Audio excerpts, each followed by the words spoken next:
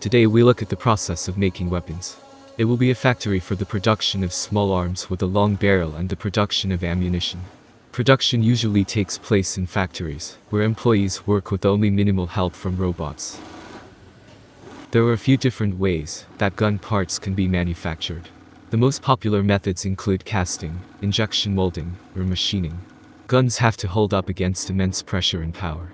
However, the casting process can leave gun parts too weak to stand against this level of wear and tear.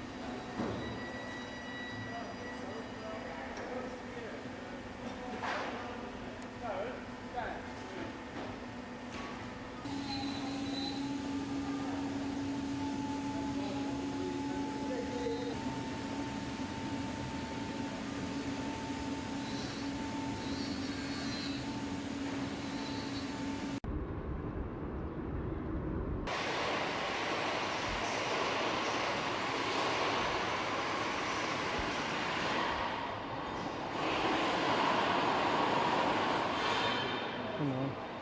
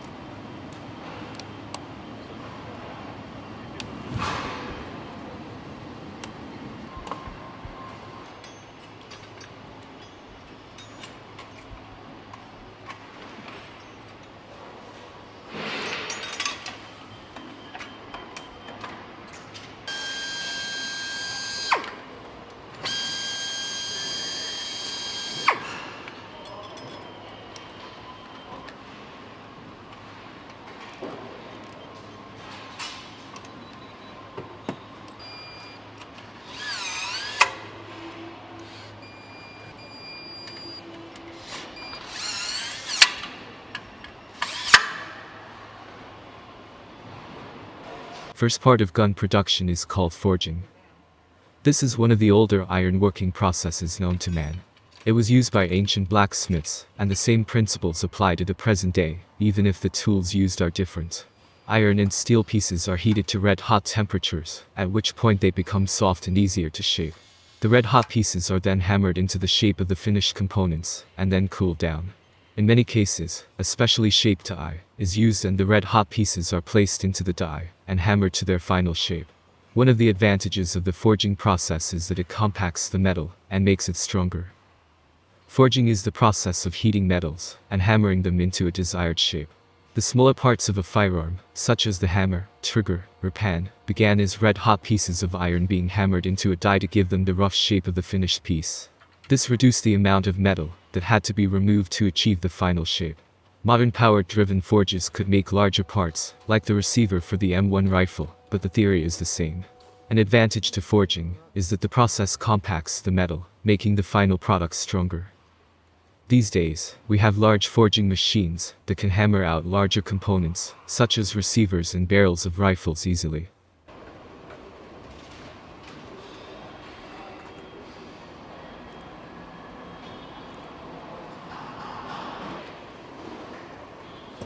Second part of gun production is called casting. Casting is a process where a mold of a desired shape is initially prepared, then molten metal is poured into the mold and allowed to solidify. Casting is also an ancient metalworking process and has been used in history to make intricate shapes as well as large objects. While a cast metal part is not as strong as its forged equivalent, it is often used to make complicated shapes which would be uneconomical to make with any other technique. One more advantage of casting is that many parts may be cast at the same time. Small parts could easily be cast from molten metal.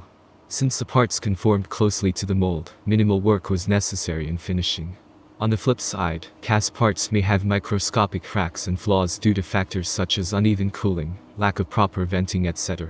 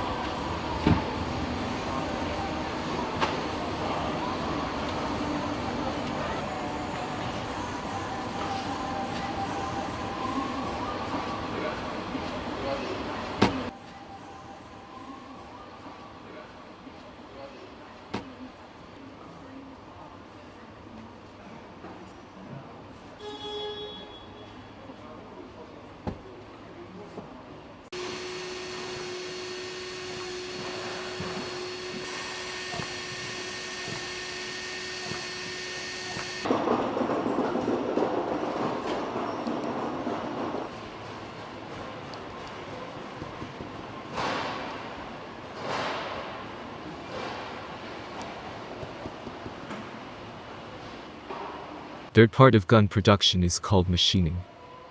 After a part is forged or cast, it is usually close to the required dimensions, but not precisely so.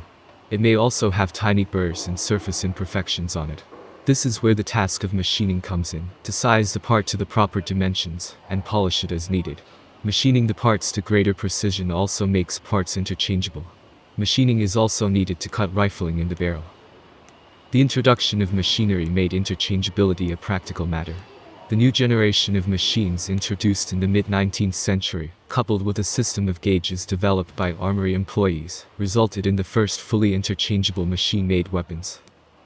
Modern machine tools have taken the process a step further, turning out parts to tolerate that can be measured in the thousandths of an inch. There are various machining operations: cutting, turning, drilling, polishing, grinding, etc., and there are specialized machines to perform each task.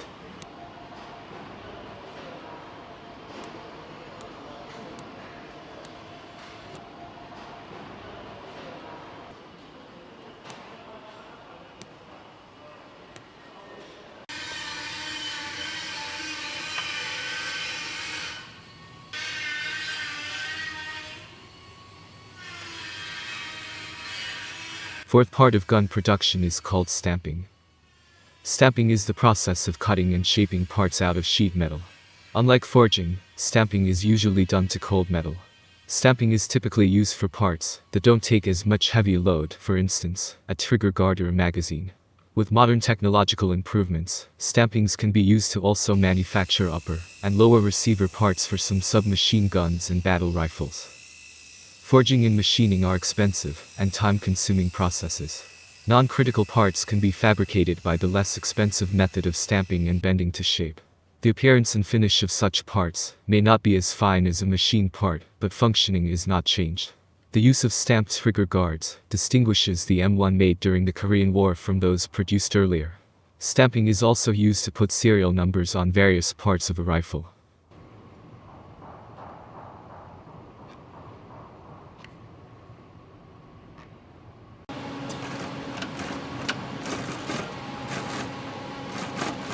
Fifth part of gun production is called woodworking. Back in the days, when stocks were made of wood such as walnut, beech, ash, myrtle, etc., the art of woodworking was used heavily in the gun trade. A skilled woodworker would take a block of wood and, using various tools such as lathes, chisels, planers, etc., would carve out gun stocks, to which the barrel and firing action were fitted. On more expensive models, craftsmen would engrave patterns, cross hatches, inlay precious metals, etc. into the stocks. These days, stocks are made of other materials as well, for example plastic, fiberglass, composite, metal, etc., where woodworking skills are not as important. However, some of the finest shotguns and rifles still feature wooden stocks carved by very skilled craftsmen.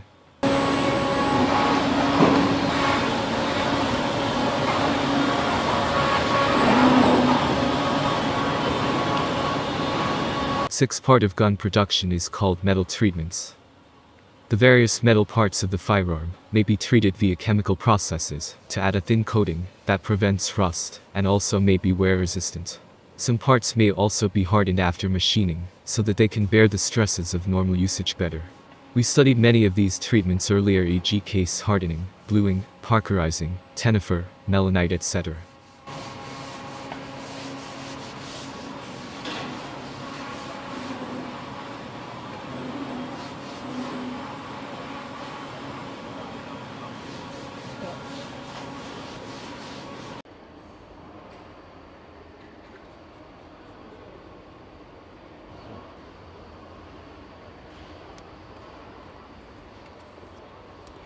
Seventh part of gun production is called assembly.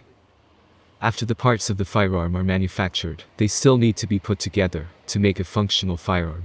The process of putting the parts together may involve tasks such as riveting, welding, gluing, tightening screw threads, lubricating, etc.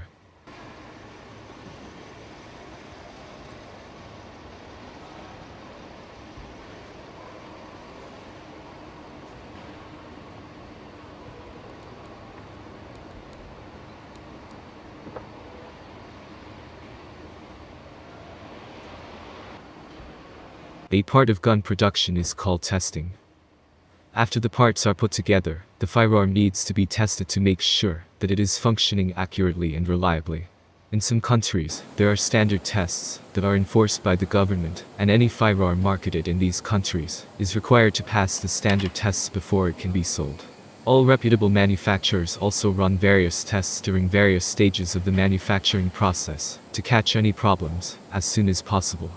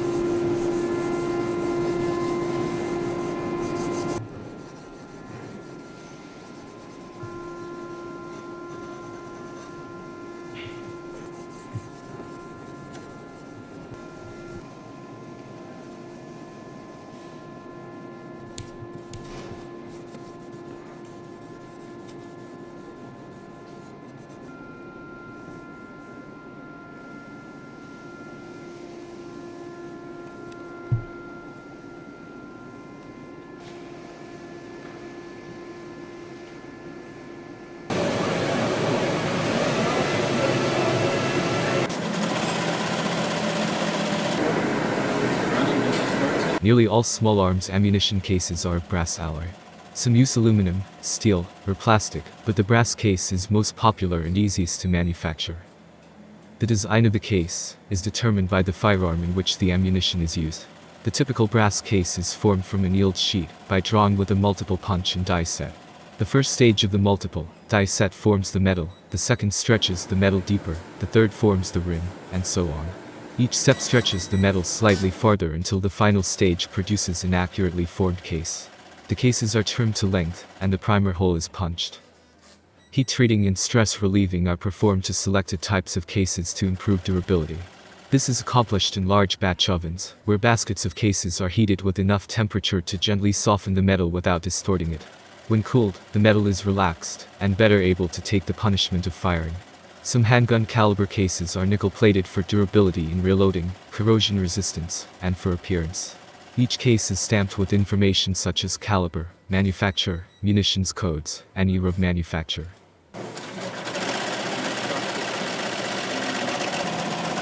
The assembly process for the cartridge components begins with a thorough cleaning and polishing of the case by a vibratory finisher. The finisher works by vibrating a corn byproduct, dried and ground corn cobs, with a polishing compound around the cases, creating a high luster. Thus prepared, they are ready for final assembly.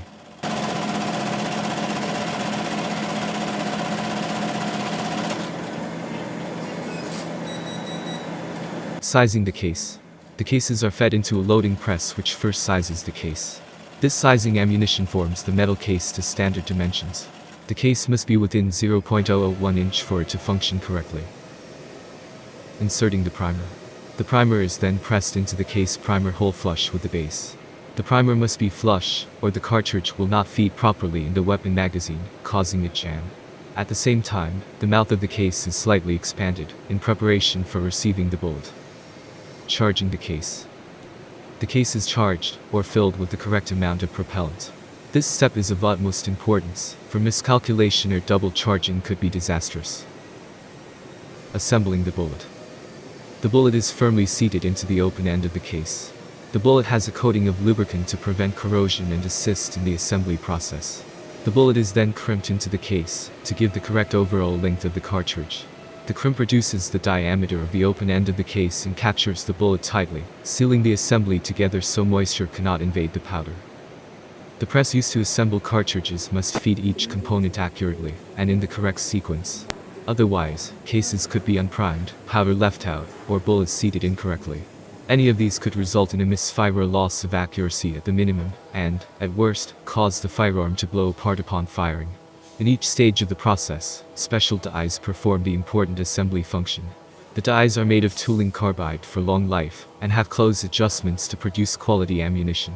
After assembly, the finished cartridges are packaged, usually 50 to a box, and prepared for shipment to the shooter.